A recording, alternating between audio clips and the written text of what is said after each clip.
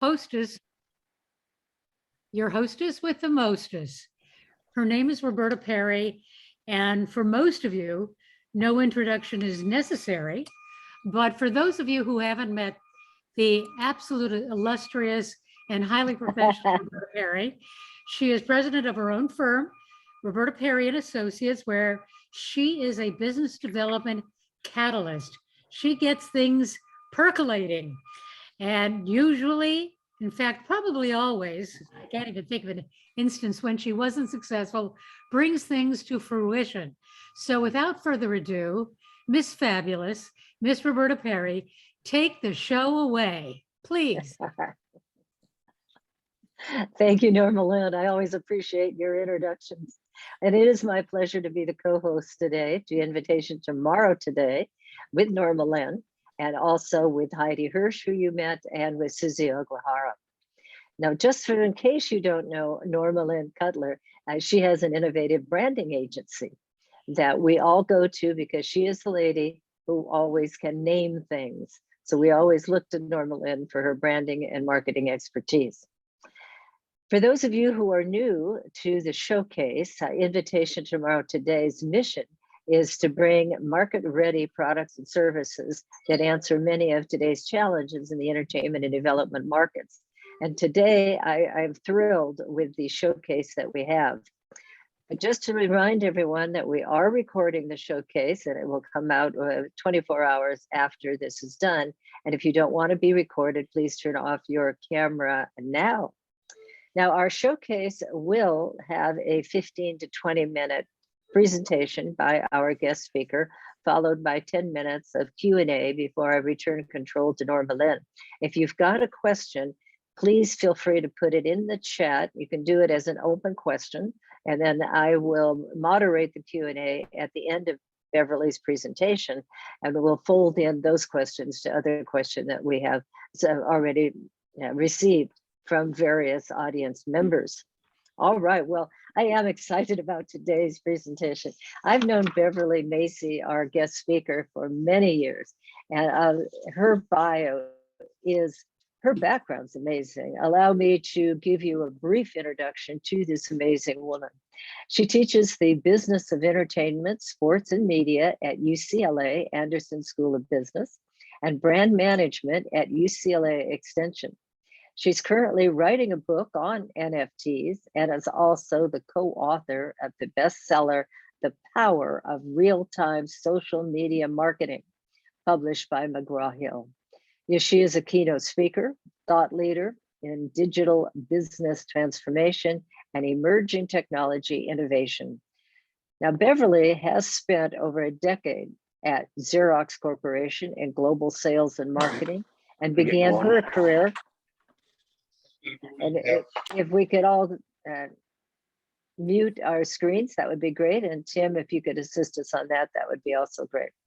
Now, as I just said, she spent over a decade at the Xerox Corporation in global sales and marketing and began her career in software development. Her clients have included Lamborghini, one of my favorite of her clients, Aston Martin, Boeing, Amazon, Weber Shandwick, and of course, Toyota. And I will pronounce that correctly. Please welcome our guest speaker with her presentation, The NFT Mystique Explained. The NFT Mystique Explained. Beverly Macy. Beverly, take it away. Thank you so much, Roberta. And Tim, I think, is going to run the PowerPoint for me. I'm going to jump right into it. Thank you for that wonderful introduction, and what a great group this is. So many people. I want to know more about outer space. That was really exciting. So super good.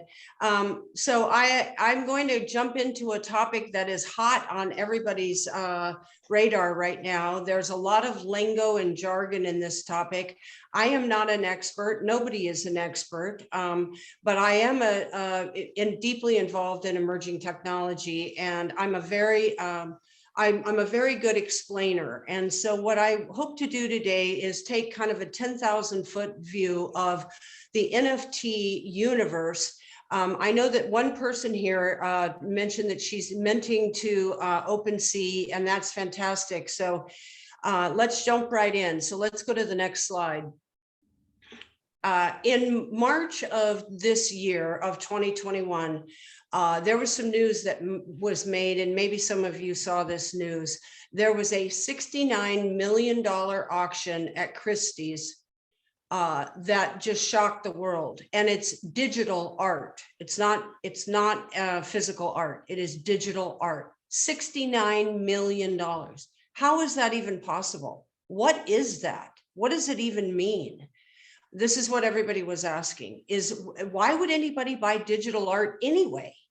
Who cares? I mean, don't you want something you can hold? Don't you want something you can put on your wall? And why would anybody spend that kind of money for something that I don't even understand? And so this was a phenomenon that occurred and really, really energized the conversation around NFTs. NFTs are based on the blockchain technology. I could spend a whole hour talking to you about blockchain, which I will not do. But what's happening right now is a convergence of cryptocurrency, which lives on the blockchain, technology, art, and the IP world, anything that's IP. So art, film, photos, songs, everything. And this is a whole new phenomenon that is now emerged into this topic of NFTs. So let's go to the next slide.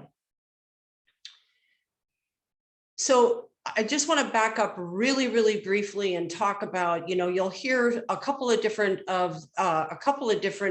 buzzwords that you're going to hear a lot: NFTs, crypto, ETH, Web3, DAOs, POAPs. Sounds like I'm speaking a foreign language, and in many ways I am. And all of these have meaning, and all of these have utility and functionality. But let's back up a little bit and talk just really briefly. Web 1 was what we called the information economy. And many of us will remember receiving the AOL CD in the mail so that you could go to your personal computer and log on to the internet with a modem, which made that crazy, horrible sound. And that was the era of the Web 1. Then we saw Yahoo and Craigslist and Google, and it was really all about information. It was about taking magazines and newspapers and putting them on the internet, and people were fascinated by it, and it grew and grew and grew. And obviously e-commerce evolved out of that, so the very early Amazon, etc. We move on to Web 2, which was the advent of what we call the platform economy. And this was the Facebooks, Instagram, TikTok, Snapchat, Twitter universe. This was the universe of gathering as many followers as you could, and then you became an influencer. And what ended up happening is there was a few really, really big players, the Facebooks of the world, who pretty much owned everything. And by the way, all that free exposure you were getting, it turns out there was a big cost to it because we were giving our data away for free, and they were monetizing our data, and still are as we sit here today. Now we are in what's called Web 3, the ownership economy. And this is what I like to say. Owning your own IP is what Web 3 is all about. Owning your own IP. So this is a whole new way of approaching the marketplace and the world, which is I have IP, whether I'm a photographer or a musician or an artist or an author or a filmmaker, and rather than go through all the middlemen or the barriers of getting into a good gallery or whatever it might be, I now have the ability to mint my IP. This is another buzzword, mint my IP onto one of these platforms, OpenSea, Dapper, there's Rarible, there's a whole bunch of them. And make those available to others to purchase, to auction, and in addition to that, to fractionalize the actual asset. So this kind of gets a little bit complicated, but I'll try to explain it as we go forward. So that's Web 1, Web 2, Web 3 in a really basic way. Next slide, please.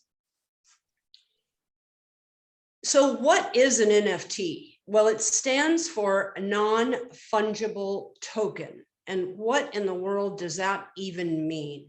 Well, here's a little explainer. So fungible is your money. Something that is fungible can be exchanged for other things. So my $10 is valued the same as your $10. So we in the crypto world, we refer to fungible, non-fungible and fungible tokens, and also assets. Okay, so digital assets. Semi-fungible would be, we both have tickets to the show, although the seat numbers could alter the value. So my seat gets me someplace that your seat doesn't. I have front row seats, you're sitting in the balcony. Non-fungible is something that represents something unique in value. And I like to use kind of the Chuck E. Cheese example, which is when you go to Chuck E. Cheese, you buy tickets or tokens, and those tokens are only good at Chuck E. Cheese. I can play a game, I can get pizza, I can do whatever. So I can exchange my non-fungible token, my non-fungible piece of information or ticket or whatever it is for something of value within that structure. So that's one way to start thinking about this. So NFT stands for non-fungible token. And what it actually is a whole conversation of its own. I'm happy to go into that, but I'd like to just kind of continue on and help us to really think about, what all of this means if we put it all together. Next slide, please. So brands are jumping in all over the place into this new world. Now, one thing I didn't mention when I talked about Web3 is the metaverse.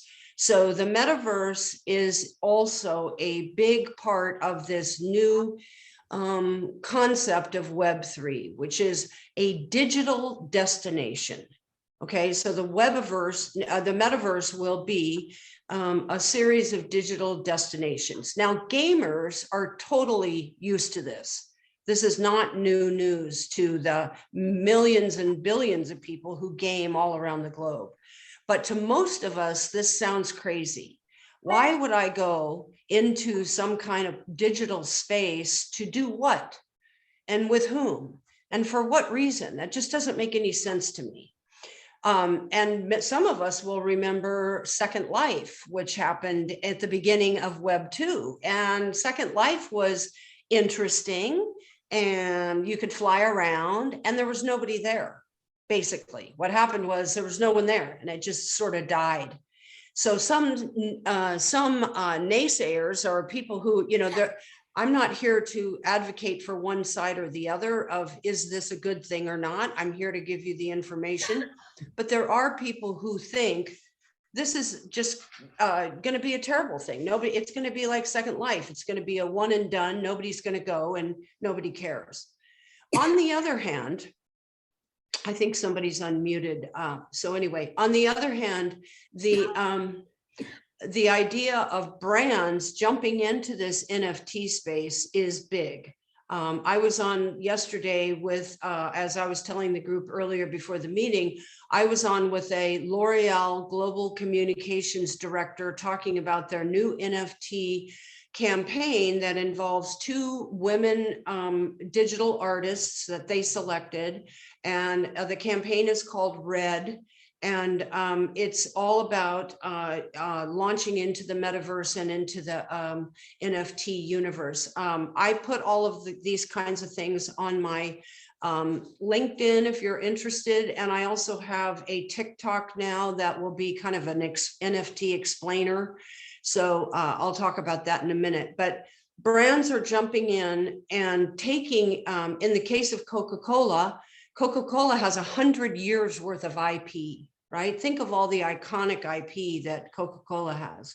So they're taking that IP and NFTing it, minting it. and then making it available to collectors and to all kinds of people. We've seen Martha Stewart jump into the NFT space. We've seen Marvel. We've seen just about everybody. What's beginning to happen is sort of categories that are developing around what different people are doing with NFTs. The collectible space is a real sweet spot for NFTs. So think about trading cards of the old days, baseball cards, and the value of those baseball cards. And if you're not into it, there's no value. But if you're into it, you might pay $1 million or more for a Babe Ruth, whatever. Top Shot is the NBA's collectibles NFT space. The MLB, the NHL, NFL, everybody's jumping in. Soccer is really big in this. I've been on the phone with in research for my book with soccer teams in Brazil, talking about social tokens and all kinds of NFT launches that have to do with certain access inside of the stadium. And if you buy, there's something called nested NFTs. So one NFT can unlock something else, and I can get access into, maybe I can meet a player, or I can go to a part of the stadium that is for VIP. So there's a whole lot of creativity that's coming into the NFT space around what can be done with it. So we're seeing this everywhere. This week also, Nike purchased a company called Artifact. It's RTFKT, I think. Artifact is an AR company. So they're buying an AR company to launch digital sneakers in the metaverse as NFTs. Now, most of us would scratch our head and say, what is that? What does that even mean? But that's what's happening. Next slide.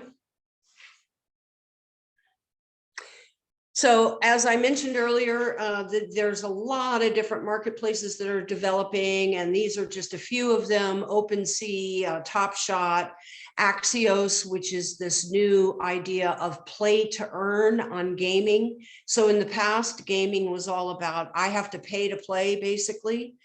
Maybe the game is free, but I have to buy all kinds of digital assets inside of the game. Now, with blockchain and NFTs, this is being flipped. The model is flipped, and it's called play to earn. So while I play, I'm earning NFT kinds of tokens or adding up to tokens. So the idea is that these platforms are coming out. There will probably be many more. There'll be a lot of consolidation in the space. People are already talking about who's going to buy OpenSea. OpenSea is kind of the biggest one right now. Will it be one of the auction houses? Will it be a studio? Will it be a tech play? Will Facebook buy them? I mean, what's going to happen here? It's very interesting to watch the market. It's heating up very quickly. Next slide. So I briefly want to talk about something that really makes all of this very special if it works the way it is planned to work. And that has to do with the smart contract that is behind the NFT. Now, I'm not going to get into the technology of this. I could, but it's too complex for our time frame right now. I think I'm just about done here. So what I want to tell you is that there is a smart contract that sits behind the NFT, and that smart contract has the ability to allocate revenue share in perpetuity or for a short period of time. So think of royalties. So let me give you this example. I'm a musician. I'm a creator. That's the creator on the left-hand side of your screen. I sell an NFT to the buyer. Okay, great. Now the buyer resells my NFT, that NFT of my song, and I get a royalty back because of the smart contract. Now, think about this. This is absolutely game-changing. It's game-changing for the music business, but it's game-changing for everyone. And this is where the ownership economy idea comes in, because now I can create something and put it out there. In the past, if you were a big artist and you sold a painting for $10,000, you're done. That painting gets sold for $10 million and you never see another dime. But now, if that painting gets sold for $10 million, you get a royalty on it. This is going to be very exciting. It's also going to be very complicated. It's going to change the IP universe potentially. Laws apply. There's all kinds of things that we have to be considerate of. But this is a really interesting moment in compensating, truly compensating creators, truly compensating them and taking out middlemen potentially, so that musicians, and these are sometimes life-changing amounts of money. There's a teenage artist a digital artist who sold $18 million. She's 18 years old, $18 million worth of NFTs through Sotheby's, I believe, in a day. Okay, I spoke to a musician who had been playing bars and small venues, and he launched his NFTs and made $175,000 in a day. Now that $175,000 may not be life-changing to you or me or people here, but it was life-changing to him. So this is a fascinating concept, and people are playing with it and experimenting with it and thinking how to really be creative in this area. Next slide. So I want to briefly talk about what we could see in 2022 in addition to NFTs kind of mainstreaming potentially. So let's look into next slide. So there is a land grab occurring in the metaverse right now. This is real. It's not, it seems funny and strange, but it's actually happening. So there was a metaverse land purchase for 2.4 million. Apparently Snoop Dogg is buying up a ton of land in the metaverse. Lots and lots of people are. People are buying up for architectural projects, for work projects, for NFT galleries, for concerts, for all kinds of things. It'll be very interesting. And by the way, that's 243 million real dollars, US dollars, not crypto. Next slide. One of the big things that's happening around the NFT universe is what we call community, and community means something very different than it did in the platform economy. So what you see on the right hand or the left hand side of your screen is the Bored Ape Yacht Club. You will see this all over the place. By the way, they have I think they signed with CAA recently, but the Bored Ape Yacht Club is a series of NFTs that people have purchased. You can't get them anymore. And the resale value is unbelievably high. And what's happened is a whole community is created around this NFT property. And now they're actually going out on yachts and having meeting, and they're buying space. They're putting together a DAO, which is a decentralized autonomous organization, which is the ability to pool money together, and they're buying land in the metaverse. So it's a whole thing. And the other side is VeeFriends for Gary Vee. Gary Vee was very, very big in the social media days, lots and lots of people. He has a huge following, and Gary launched a whole community called VeeFriends. There's many, many, many more. There are classical communities, classical music communities forming. There's gaming communities forming all around an NFT property, and an affinity for that. And the last slide. And finally, the PlayToEarn Axie, which is one of the very first blockchain games. PlayToEarn has earned $485 million in revenue since July. So these are real big numbers. So something is occurring here, whether we get it or not, whether we can comprehend what all of this really means, something is happening.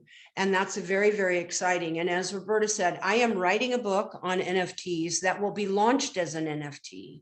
And it will include art and music. And I'm working on that project now. It's super exciting. And it's really, really opened a whole world for myself. And I can't tell you how excited I am and how exciting this all is. So that's the end of my presentation. And I think we'll take questions. Beverly, thank you so much. Wow. Let's go ahead, Tim, and thank you for taking the PowerPoint down. Beverly, I mean, I cannot believe the number of questions I have that you have spawned from this. So I'll start with the one that you talked about on the one slide, that you've got the creator. All of us on this call are creators in one way or the other, whether we're creating stories or we have collectibles. We're all creators. Now we want to be able to take our creation and get it to buyers. And there's usually a middleman there, or a middle person. How do we find that group in order to put our NFT? How do we create that NFT? Do they help us create the NFT? There's all those questions around that. Yeah. Go ahead.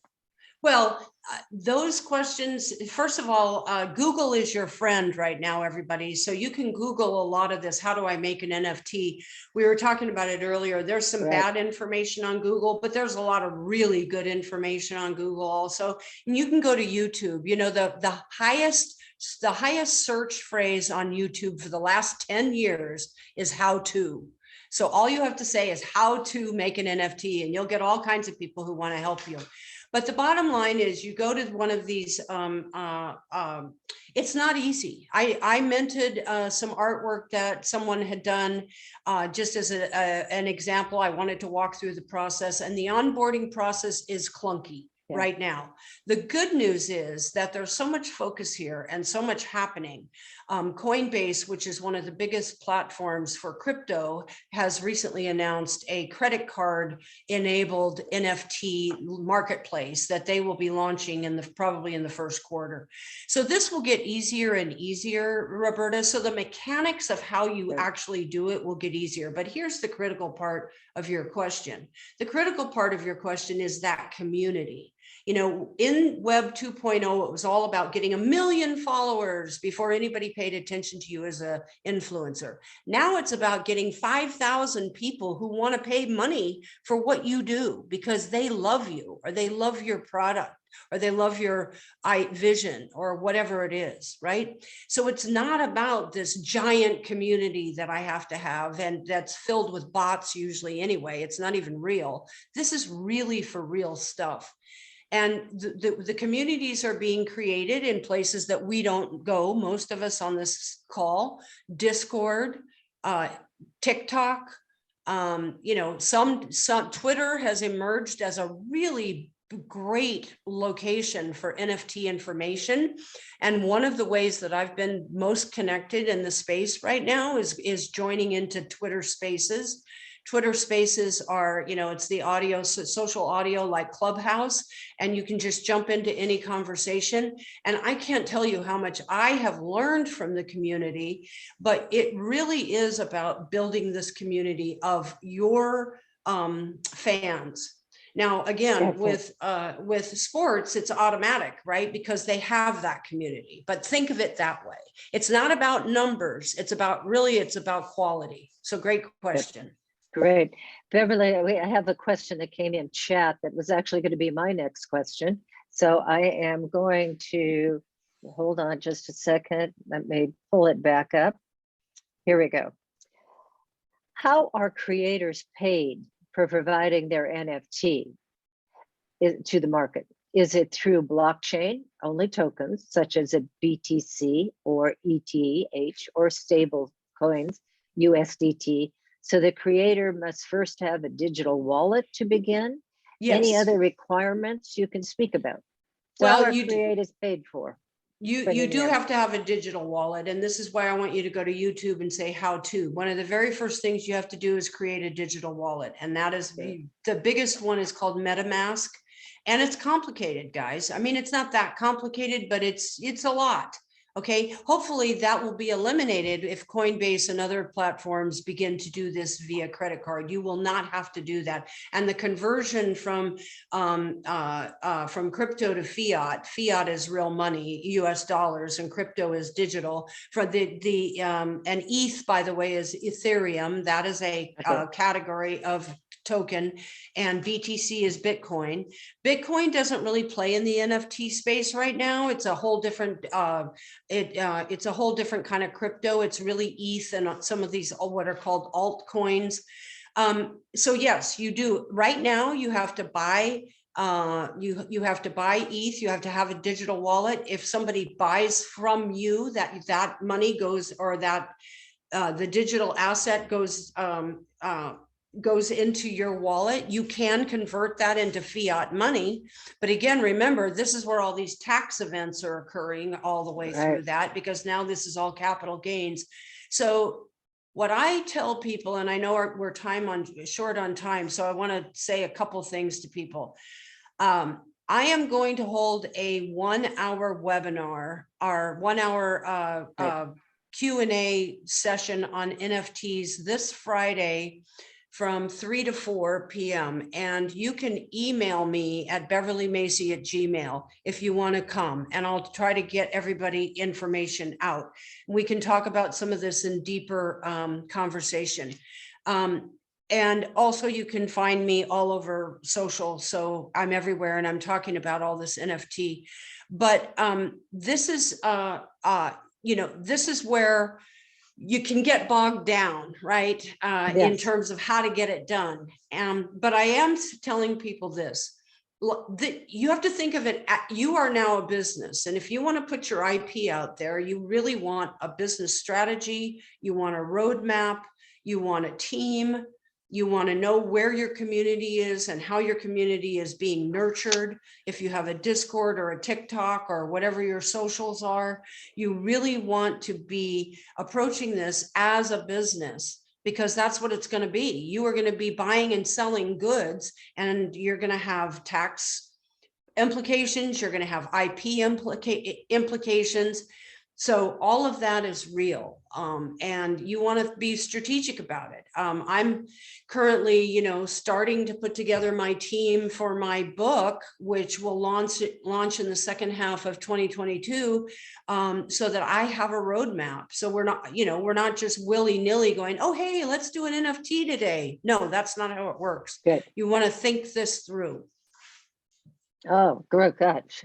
Good, Beverly. That's good. Now, Friday for your webinar, I'm assuming that's 3 to 4 o'clock p.m. Pacific Standard Time? Yes, it is. Okay. I'm just making this up right now, you guys, because I'm realizing as I'm talking that it's just it's too big. It's too big. So, absolutely. So watch for, I had the very first social media marketing class at UCLA in 2007, you guys. Right. So watch for me to launch the first NFT class at UCLA. I'll get there, but we don't have it yet. I know you will. I know you. My understanding also, to tag on to that last question, is my understanding is that both eBay is going to be in the NFT business, and also PayPal. And I know PayPal is already in the Bitcoin business. You can Everybody's going to be in the NFT business. I have news for you. Everybody is jumping in. I am on Hollywood Twitter Spaces, where everybody in Hollywood is saying, okay, how do we do this? What do we do? Where do we go? What's it all about? The studios, the healthcare is in NFTs. Manufacturing will be in NFTs. Everybody is going in this direction. Now, the interesting thing is going to be to see how this starts to play out in terms of human behavior. Are we really going to go to the metaverse? Is this going to just be, is it going to end up just being artists, or is it going to really be, technically every contract could be an NFT that's logged on the blockchain. So your mortgage could be an NFT. I mean, it's really phenomenal to think about. Wow. Web3, and we're going to be into Web4 before we even know it. And one of our audience members made an interesting comment up on chat that I'm going to read. Is the XRP ledger is hot for minting on now. Right. way less gas fees, and also the Stellar Networks Life Mint. And also Solana, Cardano, these are all new names and concepts and ideas, and that's absolutely true. The cost of minting an NFT right now on ETH is very high, and it's one of the biggest problems. And also, to open a can of worms, this is cryptocurrency and NFTs are one of the most non-eco-friendly things ever. The amount of energy it takes to run these things is and to make them and to run these blockchain networks is huge. And this is a big, big, big issue that people are starting to work on. I'm going to be talking with a good colleague who does sustainability. This is a big focus because it's not eco-friendly right now at all. Okay. Right. And those gas fees, basically what you're paying for is the energy cost it takes to make your NFT. So and they're huge. I mean, I made a small, tiny little one NFT and it was like $130 in gas fees. It's crazy. Wow. I'm not doing, you can't do that again. And so all of this, as a trend watcher, I can tell you, all of this is going to get ironed out. It's going to become user friendly. When eBay first launched, people said, how do I do it? Where do I get the picture? How does it all work? That's where we are right now. And, it will all get worked out. Good, good. One of our other audience members made a note that I'll read. What concerns, Beverly, do you have regarding upcoming regulations, restrictions? Governments are way behind the technology curve and understanding the financial transactions. So what are your concerns you have regarding the upcoming regulations and restrictions? Huge, because the government is not clear on this right now. The big question in fintech and for NFTs is it a trade when you sell and then resell? There's a whole secondary market of NFTs. Is it a security? Is it just investing in an asset? And then if you sell it, you have a capital gains. Now, I'm not a financial expert at all, but those are some of the things that we need clarity on. The market needs clarity on. And, some of it's coming, some of it's not, but it's very unclear right now. I think that in April of 2022, when people start getting tax bills from the IRS on their NFT activity, we're going to see a whole lot of need for clarity, because there's going to be people who are going to be shocked that have been buying and selling NFTs and suddenly have these huge capital gains that they're going to have to think about. So it's going to be fascinating to see what happens. But yes, it is a big issue. Huge. Well, Beverly, you have raised so many questions today. You've hopefully answered so many questions today for a lot of our audience members who are either engaged in NFTs at the time or they're looking to be engaged in there. One final comment for you, Beverly. Any notes for us? Any wrap-up comment? I would like to, I'd love to say this. So great, first of all, great audience, and thank you all for being here. And I hope to see some of you on Friday. This is really exciting. Okay. It's really a game changer. And yes, there are lots of barriers right now, but there's also lots of opportunity. I think the pandemic showed us that people are willing to live in a digital universe for work, for this seminar, for all kinds of things. And that embracing of and then the technology is here and the cryptocurrency. It's a very interesting blend of all of these things coming together. And I am super positive for the future. I think it's going to be awesome. I can't wait to see all the creativity that explodes because of this. Yeah, and Beverly, ever since I've met you, whatever Beverly's excited about, because she's a trend spotter and trendsetter, I know that I have to learn more about it. Beverly, thank you so much for at least allowing us to dip our little toes into this whole new world that we've been thinking about, and how do we get our companies involved with the NFTs. I love it. With that, Beverly, thank you. Now back to you, Norma Lynn Cutler, to talk about next month. Indeed, indeed.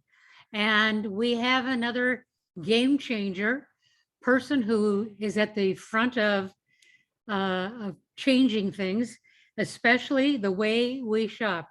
Our guest will be Sandy Gooch, whom I mentioned, who was the first person to make organic accessible, fun. In fact, she changed grocery shopping into an experiential thing before that kind of entertainment. It was food entertainment, or uh, before it actually became mainstream. And to her credit, she was purchased by Whole Foods. And that's after she had many, many stores in Southern California. The date for this is the 12th of January. I wouldn't miss it if I were you, because she didn't start off as an entrepreneur. And I'm not going to spoil her story by telling you what she was before she became a grocery store magnate. But it's a fascinating story about how one person's needs turned into a gigantic, game-changing industry that changed everybody's life. So don't miss January 12th with Sandy Gooch. It'll be fascinating, as was this. Just Beverly, thank you, thank you, thank you. See you all on January 12th. And in the meantime, have some incredible holidays and just party on. And we hope to see smiles on your faces next year. Thanks for coming to ITTT. Hope you loved it. Tim's waving. Everybody wave. Goodbye. Thank you all. Email me, Beverly Macy, Gmail, if you want to come on Friday. Thank you, Beverly. Thanks so much. Thank you. Thank you for having me. I really appreciate it. I think we had a good group. I Great think so- questions. Yeah. I think so too. All right. Bye. Okay, everybody. Bye-bye. Happy holidays.